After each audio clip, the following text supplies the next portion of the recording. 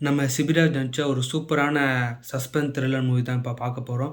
படத்தோட நேம் பார்த்தீங்கன்னா, 10 hours. 10 hours night ஒரு 10 ஹவர்ஸ்க்குள்ளேயே இந்த கதை நடக்குது. படத்தோடைய ஒன்லைன் என்னன்னா, இந்த படத்தோட ஸ்டார்ட்டிங்லேயே ஒரு பொண்ணு மிஸ் ஆயிடுவாங்க.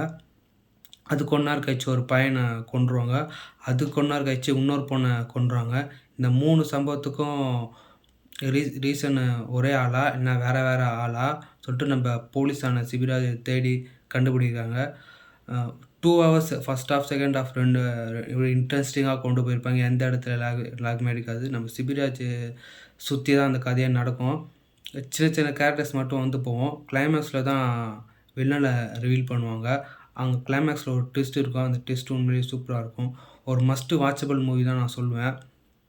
அமேசான் பிரைம்ல தமிழ்ல அவைலபிளா இருக்கு. மிஸ் பண்றாதீங்க. போய் பாருங்க. ஆல்ரெடி இந்த மூவி பார்த்துட்டீங்கன்னா எப்படி இருக்குன்னு சொல்லிட்டு ஒரு கமெண்ட் பண்ணி விடுங்க. Thank you.